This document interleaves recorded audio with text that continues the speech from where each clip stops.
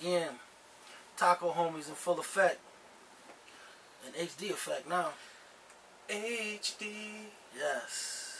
Taco Homies. Yes. As usual, Dustin Plates, Mango Lasan. And today, it's a new day.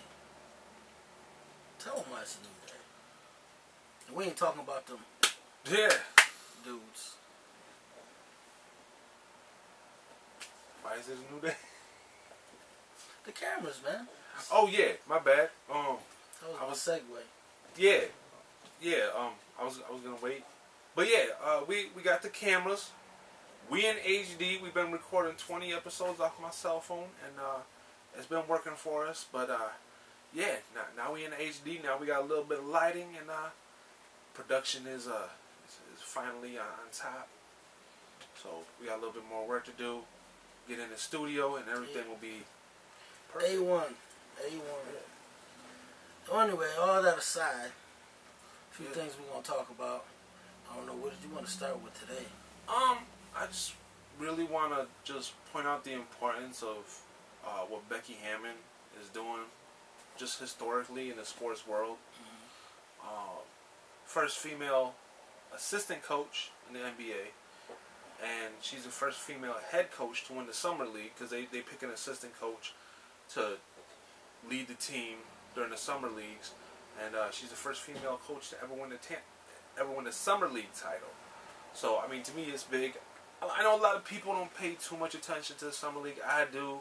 It's a chance to get to see the rookies at work, or some returning veterans that need a little tune-up.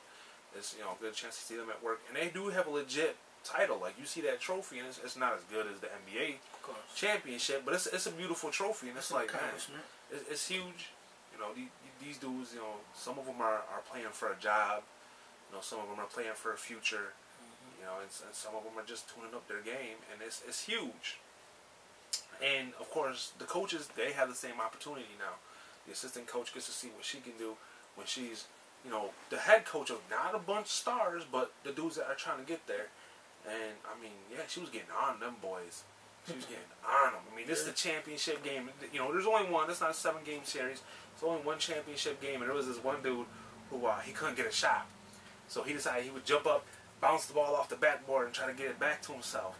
And she cussed this dude out. Not actually cussed him out, but she was like, "Don't be getting fancy out there." I mean, she was getting this dude's face. I mean, respect. And to me, it's a big deal, because it's like, you see in the WNBA, there's a ton of male coaches, and to see her be successful. I mean, she's part of the Spurs organization, which is huge. So good for her. She could say that she's got that summer league championship. Most coaches that have been coaching for years can't say that. So that's, to me, I mean, I just see that to be huge. And we talk about it all the time, how the women of the world are really starting to really just blow up and really just, it's a crazy thing. Get out there. It's a really good thing. It's really that someday hope for equality. And I mean, I'm not a feminist by any means, but good for her, and just good for everybody, because someday there's going to be a second female assistant coach and a second female head coach of a summer league team, and someday there's going to be a head coach that's a female of an actual NBA team, and it could be her. Popovich ever decides to retire. But going on with NBA news, I was checking out NBA.com, and I seen that there was a poll, and as a Lakers fan, not just as a Lakers fan, but as an NBA historian myself, I had to bring it up. They said, who would win all-time Lakers versus all-time Bulls? And I'm like, how do they compare? Like, how's that even close? I mean, I could see the all-time Celtics. I could see the all-time Sixers. Maybe like all-time Bucks, because they had some really great players in the past. Or Spurs even. But the Bulls, I mean, yeah, they had Michael Jordan, they had Scottie Pippen, and they had a lot of really good role players. But throughout the years, they all Yeah, you look at in and out. all the Hall of Famers, all the real talented players that the Lakers had, and it's like, even the bench on that all Lakers team, they're all superstars. They're all multi-time All-Stars. They're all Hall of Famers. I mean, to think about it like this, the top 5 all-time leading scorers in the NBA, 4 of them played for the Lakers. The other one is Michael Jordan. So it's like, how does it compare? And the coaching would have been, come on. I mean, you just think about the centers alone. Who's going to start? Shaq, Kareem, or Will Chamberlain? Mm-hmm. Like, seriously. So, I mean, you could start 2 of them. Magic. That's what I'm saying. Like Riley, Kobe, to Phil, or I could see Paul Gasol on the bench. I could see Jerry West in the bench. I could see Elgin Baylor as a starting small forward or power forward. George Mikan. I mean, you could just keep going with the names, like James Worthy. I mean, they got 11 or 12 guys that are all just at one point in time where the top man on campus, and it's like, I get it. Michael Jordan to me is the most competitive player, and I mean, he loved the game, and you could see it, and some still say he's the best that ever played. I think that he would make the game somewhat competitive, but I don't think there's any way. Who's going to guard Kareem? Who was the best Chicago Bulls center of all time? Maybe Horace Grant. He played for the Lakers too. So, I mean, it is what it is. I just thought it was not funny. Many scenarios to that. Yeah. So you know what I mean. I mean, just take from the '80s until let's say the early 2000s. Right before Shaq left. Just think about all the players, and then think about the Bulls though. From when Jordan started, because that's when it obviously started going up. To what was it, '98? It was last year. After that, it was over. Yep. You can't go past '98.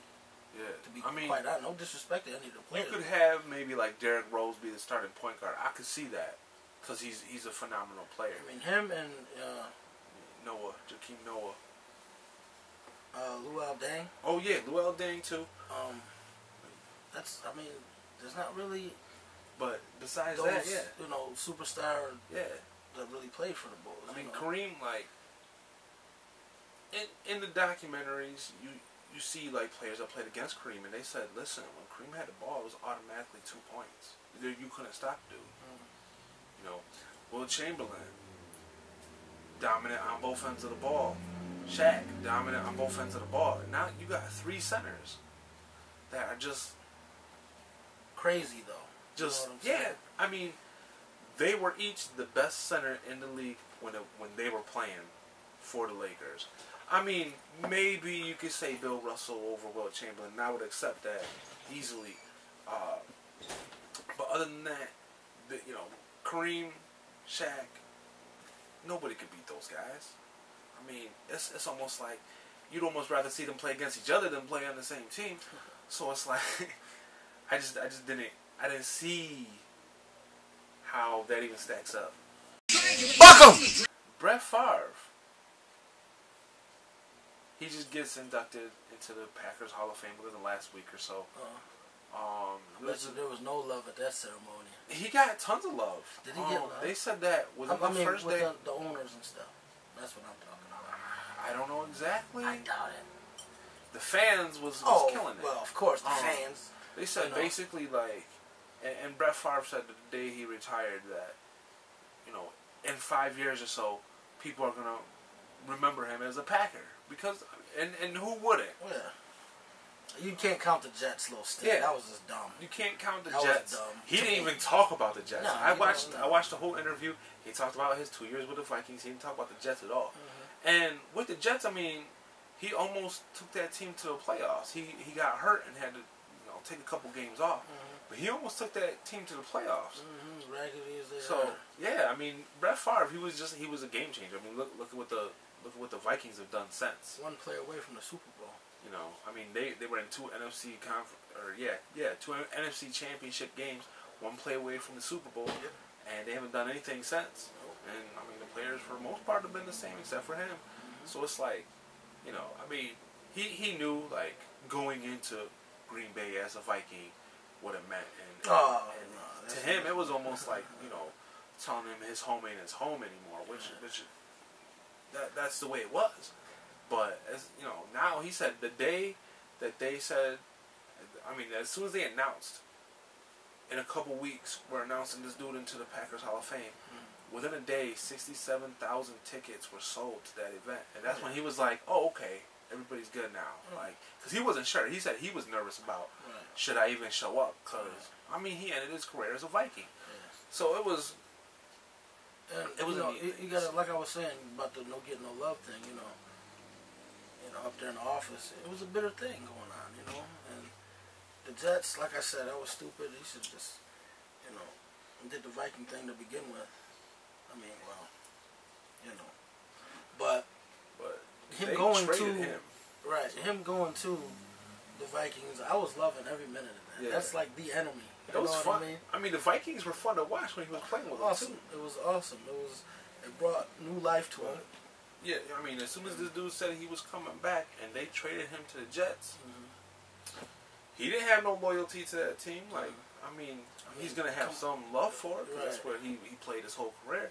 But I mean, this dude says he's looking for a title, and he thought his best shot was with the Vikings, and I mean, it probably was. I mean, from the start of his career, when he started out with the Atlantic Falcons, you know, we know the story. He was a hothead, partier, blah blah blah. You know, and he goes to Green Bay, he gets that second chance, and did he thrive or what, man? I mean, Super Bowls, one win, you know. A lot of people can't even get there, but his numbers are crazy, you know. Yeah. So. Yeah, I mean, he has every record. I've always been a Brett Favre for quarterback. Always have. You know, you can't deny the talent that he had because he holds every single record for a quarterback in terms of like career-long records. He doesn't necessarily hold the season-long. I don't think he holds the season-long records. Not all of them, at least. And obviously, he doesn't hold the game records. But, yeah, the career records, I mean, he's got more yards as a quarterback, more touchdowns as a quarterback. You know, I think he's third behind Joe Montana and Steve Young for QB, what's it called? QB rating. All time. So it's like comparing him to those dudes, and he played longer than those dudes. That's amazing. Just, you know, it's cool to see, and good for him that he's in the Packers Hall of Fame.